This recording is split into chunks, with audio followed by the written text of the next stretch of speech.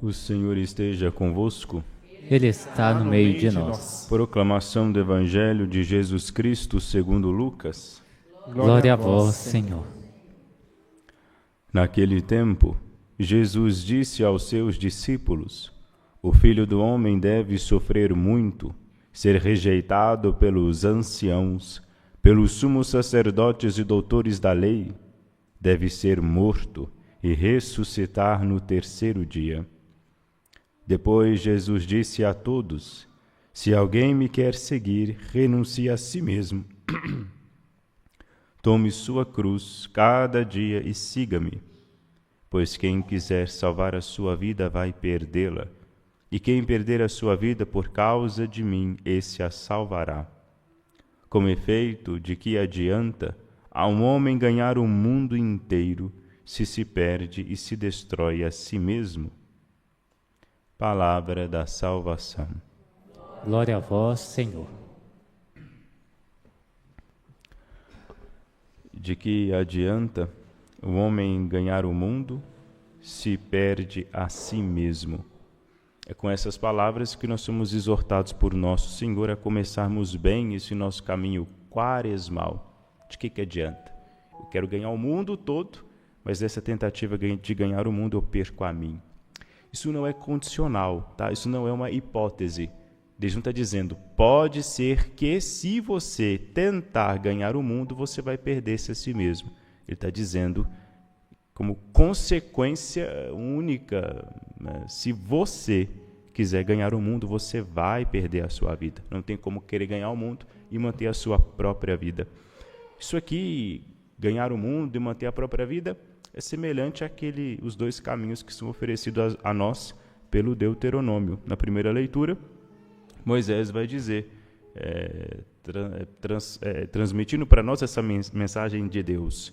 Deus nos oferece a vida e o bem, o mal e a morte, e coloca a nossa escolha. Nós é que escolhemos qual dos dois caminhos nós trilhamos, se nós quisermos escolher a vida ou se nós quisermos escolher a morte. De que adianta o homem querer escolher o caminho da morte? Não é porque como vai escolher um caminho que dista, não é, que se afasta do próprio Deus. A gente está falando aqui de um povo que acabou de ser liberto de um período de escravidão, 40 anos de escravidão. Foi massacrado, 400 anos de escravidão. Foram massacrados, foram torturados, foram flagelados. Agora encontram-se aqui livres, no deserto.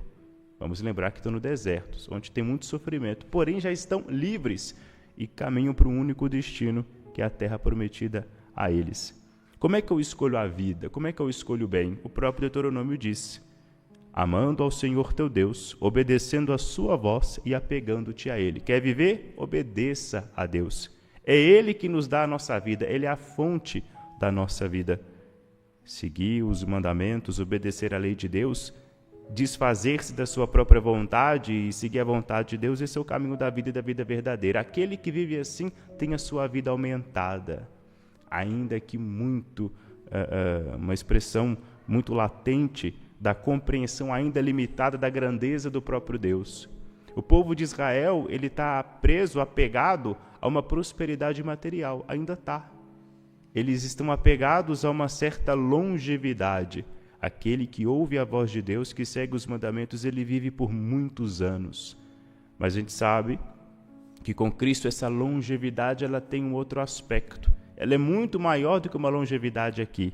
Na verdade, essa longevidade se transforma. Para-se de falar de longevidade. Com Cristo não tem isso de longevidade.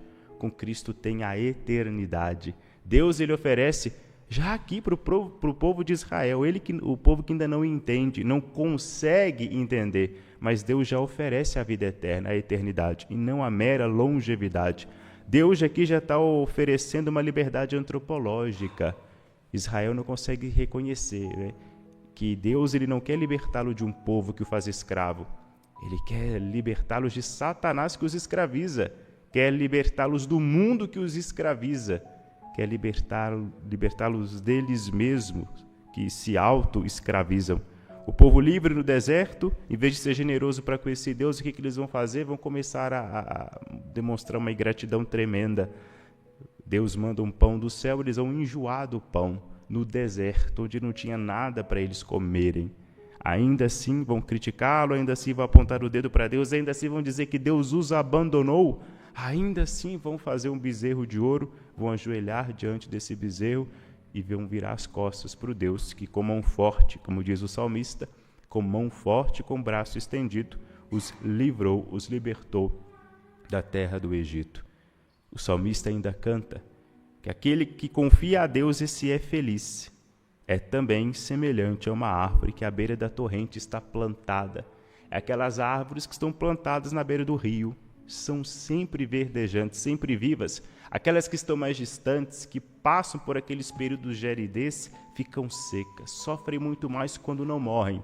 Aquele que confia em Deus, aquele que segue os preceitos de Deus, aquele que ouve o obedece, aquele que o busca, é semelhante a uma árvore que está plantada à beira da torrente, sempre verdejante, sempre fresca. E o que a Quaresma ela vem nos dizer? Né? O que a Quaresma ela vem nos incentivar? Ela vem nos incentivar a voltar, a nos voltar para esse rio, a nos replantar, né? Nos arrancar de onde nós estamos plantados, porque muitos de nós não estamos plantados à beira da torrente. Nos arrancar de onde nós estamos e sermos replantados à beira desta torrente.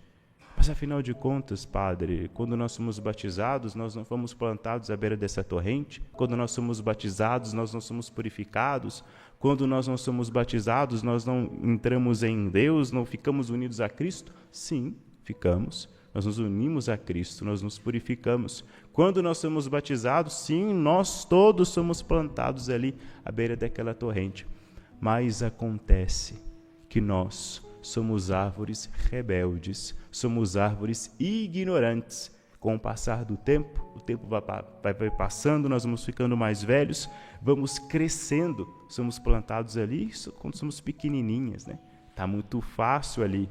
A nossa copa está muito próxima da água, está muito próxima do chão, de onde vem a vida para a árvore. Conforme nós vamos crescendo, a copa vai ficando mais distante do chão e como os frutos são produzidos ali em cima, fica fácil para aquela árvore se esquecer de onde é que vem a sua vida. E aí vem Satanás e começa a seduzir aquela árvore, enganando-a, dizendo, olha, deixa de ser boba, para de ficar aí onde você está. De onde vem a sua vida? Não vem daqui. A árvore ali, por mais que ela esteja plantada à beira da torrente, ela tem seus sofrimentos. Claro que tem. Esse mundo nosso ficou condenado a isso. Ela vai sofrer todas as tempestades que vai desaguar ali. Vai sofrer ventos fortes que, porventura, vão quebrar os seus galhos, vão arrancar as suas folhas, vão derrubar os seus frutos. Haverão bichos que virão e quererão fazer toca, casa dentro dela. Mas se ela estiver plantada à beira da torrente, estiver recebendo ali o que ela precisa para a sua vida, ela não morre. Se cair um galho, ela não vai morrer. Pode causar muito sofrimento, mas ela não morre. Isso tudo é um prato cheio para Satanás vir e nos enganar e nos iludir, porque ele age assim. Deixa de ser boba, fica aqui sofrendo esse tempo todo. Que vida é essa que você leva com tanto sofrimento? Vem o vento, te balança daqui para lá, de lá para cá. Deixa de ser boba, né? Afinal de contas, a água não vem do céu, as suas copas, as suas folhas não estão no alto. Então, aquilo que te faz vivo não vem de baixo, não vem desse rio aqui, vem de cima. Então, em qualquer lugar onde você se instalar, você vai manter-se viva. É assim que Satanás ele nos tenta, é assim que ele nos seduz. Ele vai nos apresentar realidades maiores, vai nos fazer promessas que são mentirosas e ilusórias, e ele vai nos afastar da beira da torrente e vai nos replantar em outro lugar. Quando ele não nos arranca, ele nos tira, ele vai nos seduzindo, querendo fazer com que nós mudemos a nossa orientação. Em vez de nos orientarmos, né, para esse rio, nós nos orientamos para uma direção contrária. A Quaresma ela vem para nos replantar de novo, para nos convidar a nos replantar de novo à beira da torrente, para não nos deixar esquecer de onde é que vem a nossa vida vem do Cristo, para não nos deixar esquecer de que o processo de se arrancar de um lugar e ser plantado próximo de Deus dói. É um processo que dói, claro que dói. Sair de um lugar, arrancar, mudar de costume, dizer não para si mesmo, é um processo doloroso. Mas o processo cujo resultado é a vida eterna. o processo cujo resultado é muito maior do que os nossos prazeres mundanos e momentâneos. Aquilo que a Quaresma vem nos incentivar é a buscar a nossa própria purificação, a purificação de nossas almas. Para quê?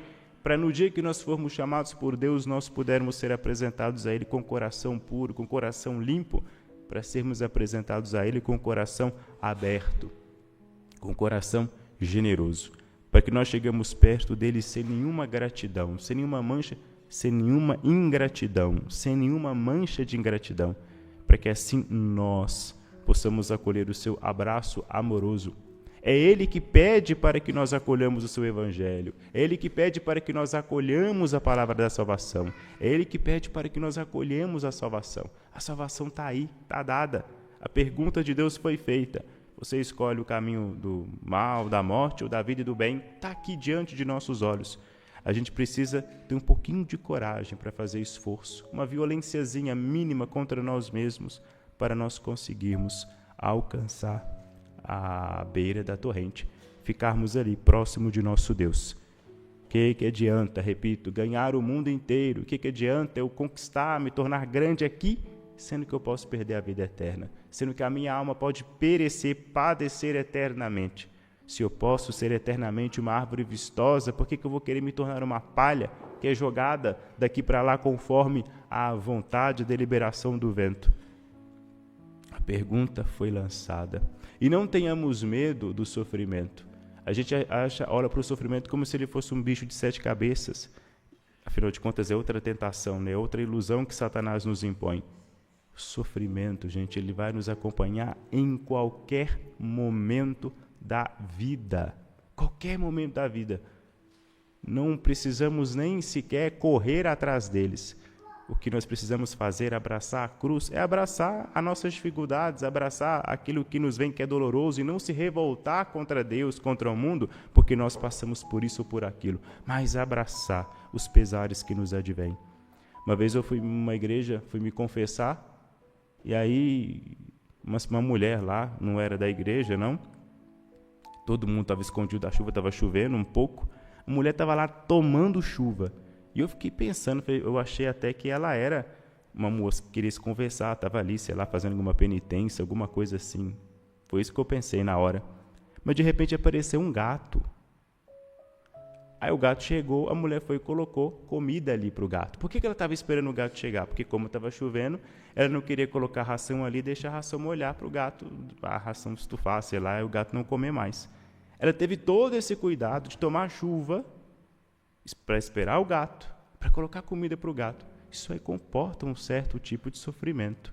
Uma coisa boba, mas comportou. Ela ficou ali tomando chuva por uns 20, 30 minutos, se não mais, para dar comida para o gato. Se nós somos capazes de fazer coisas assim para um gato, por que nós não podemos fazer isso para Deus, que nos deu a nossa própria vida e que sustenta a nossa existência?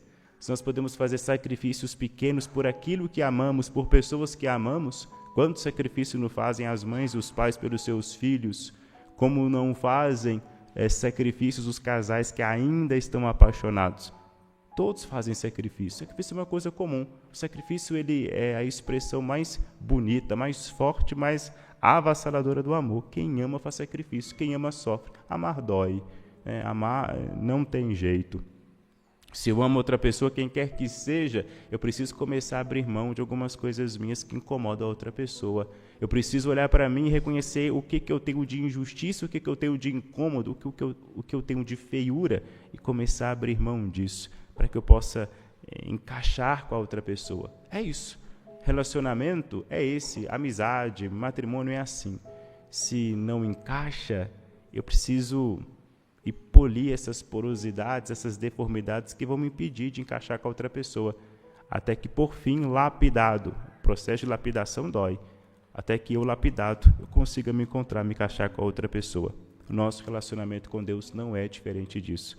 Que esse momento de Quaresma nos aproxime de Deus, as penitências que nós fizermos, as orações que nós fizermos, nos fortifique a nossa alma, o nosso espírito, para que nós possamos nos arrancar de onde nós estamos, de longe de Deus, e nos plantarmos lá, à beira dele, para que nós saibamos reconhecer que ele é o mantenedor da nossa vida, o autor da nossa vida, o mantenedor da nossa existência, de que nós somos devedores a Ele, que nós possamos nessa quaresma reconhecer o seu amor generoso e retribuir esse amor amando-o de volta, querendo-o de volta, escolhendo o bem, escolhendo a vida e renunciando ao mal e à morte.